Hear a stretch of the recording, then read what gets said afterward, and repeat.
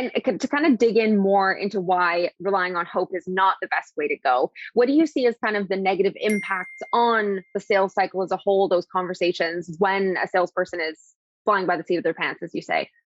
Well, there's negative impact to both their organization, to the team that they're on, and to the individual salesperson. The negative impact to the organization is that a lot of salespeople are put into this sink or swim kind of a situation where whether you have a small sales team, maybe a sales team of one, or whether you're one of 10,000, often salespeople are hired and they're saying, this is what you're selling. Here's who you're selling it to. See if you can make it work. And those that do, they're the ones that figure out how to swim, but the rest of them sink, which is why there's such a high attrition rate, such high turnover of salespeople. So that's the negative impact of the organization. Negative impact to the team is that if you have a team of salespeople that are all relying on hope to do what they do, some of the symptoms of that is you have a couple of high performers and everybody else just struggling to keep up. Well, the high performers, often people think that they're born salespeople. They have a secret sauce. They're magical. They've gotten sprinkled with pixie dust. Something has happened to allow them to have that kind of performance. And we know that's just not the case. Studying these salespeople and actually going out on sales calls with them, they're all following processes, even if those processes are just in their heads. And the final thing that really impacts an individual when they rely on hope too much is they can't predict what's going to happen next in how many calls they're going to make, what their revenue is going to be this month, what their commissions are going to be. And that means whether they're working for an organization or whether they're working for themselves, they end up in this feast or famine revenue cycle where they get a lot of sales at a certain time of the year, and then it's just dry and dead for the rest of the time. And they have to figure out either how do we make more sales during the downtime, or how do I make that large chunk of cash I get during my good quarter last me the rest of the year. Neither of those are positions that you want to be in. The best salespeople are trying to figure out how do we make that a little more steady? How do we make it a little more predictable in the language that I know your listeners would catch on to? Yeah, absolutely. Well, I want us to walk the audience through how to remove that hope from the equation and create these systems that you're talking about. And I think there's two perspectives here. There's the kind of strategic level from the leadership perspective, and then there's, of course, that tactical perspective from the salesperson's point of view. So I'd like to start with the strategic. How do we implement these types of systems from a leadership perspective? Well, let's talk about what it means to be bulletproof as it applies to the field of sales. That might help. Now, for the folks that are going to be catching this on the audio, I'm going to show Sarah something on our shared screen, but I'm going to describe it really, really well. So what I'm showing Sarah is actual Marines getting ready to clear a house. This is something that I got to see on multiple combat tours, hundreds and hundreds of times. Now, what we don't realize about troops that are getting ready to clear houses or SWAT team members, and I know you have a great police force up there in Canada as well, Sarah, is that these folks are in the world of sales. They have conversion rates, they have pipelines to track, they have all the same things that salespeople do. Plus, they're operating in a very stressful environment where they don't know what's going to happen next. But as I followed these teams around multiple tours, we realized that these folks were bulletproof. They were able to almost with a premonition know who was going to be around what corner, where to point their rifles so they didn't hurt any of their fellow team members, a lot of different things that they were doing in order to find success. And we've come to realize they weren't bulletproof because they were hit by a comet or they had, picked up a spider bite from some radioactive spider. No, they were actually bulletproof because of all of the times their predecessors hadn't been. See, after every single mission, no matter what the nationality of these troops were, and I got to work with Canadian forces as well, they would always do a debrief after their sales meetings, after their missions. And they would figure out what went right, what went wrong, and how do we make this better in the future if we had to do it over again.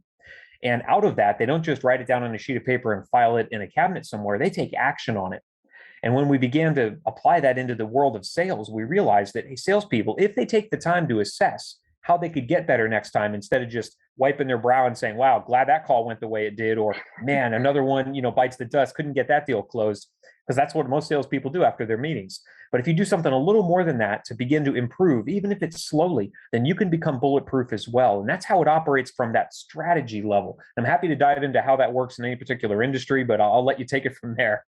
Yeah, I think that's great kind of context. And a good visualization of what the system is helping you achieve. It totally makes sense. I think a lot of people, as you're saying, just do the sales call, leave it at that, go do the next one, and probably don't really learn anything from the one prior. So if we're thinking about a sales team, we'll say it's a sales team that has the SDR and the AE, separate, because a lot of our audience has a team like that. As a leader, what sorts of, encouragement can you give? What can you enable your team with in order to be able to take these steps? So I would say first, enable them with some basic systems. And what a system does is it allows your salespeople to know predictably, I do these things in this order, knowing that my prospect is going to give me something that's not part of my system, right? You'll never be able to operate, like you would on a manufacturing line. It just doesn't work like that in sales. But it doesn't mean that you still can't walk in with a plan. There's a saying that I've learned long before the military, and that is if you fail to plan, you're planning to fail. Well, so many salespeople don't have a plan when they walk in, except for this call comes up, I've got to make that call, and or if you're an account executive, my salespeople are doing that and trying to get these accounts over to me.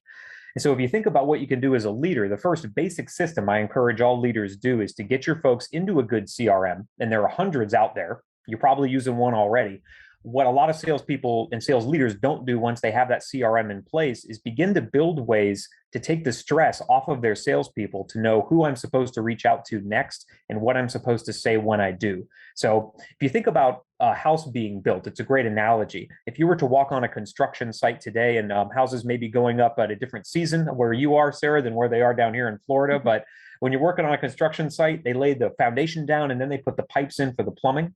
Well, if you think about seeing those pipes in, if you were to imagine a bunch of plumbing pipes on a foundation with no outlet, there's no drains, there's no sinks. I mean, once the water enters, it just circulates potentially forever inside these pipes. These are what really great organizations are doing at a strategic level to give their salespeople the tools that they need to just be present in their conversations. Most salespeople spend 80% of their energy trying to figure out who am I supposed to talk to next? What did we say last time we were on the phone if we had a previous conversation?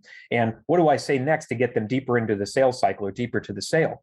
Well, if we think of this as a plumbing situation, I'll show another graphic. If you can think of all of these pipes laid out side by side, you turn the water on and they circulate. The leads circulate through these pipes. This is really where the term pipeline comes from.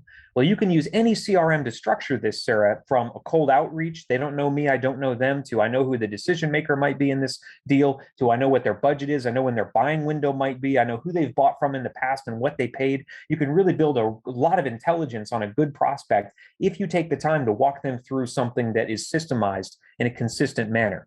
And this works really, really well for your listeners that have longer sales cycles where it's not just a one-call close, which I know a lot of them do.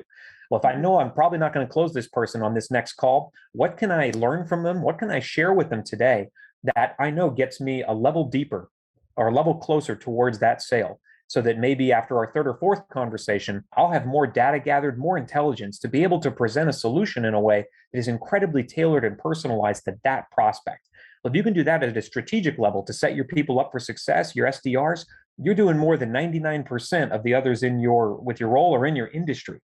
Really going to help your salespeople get set up for success on those calls.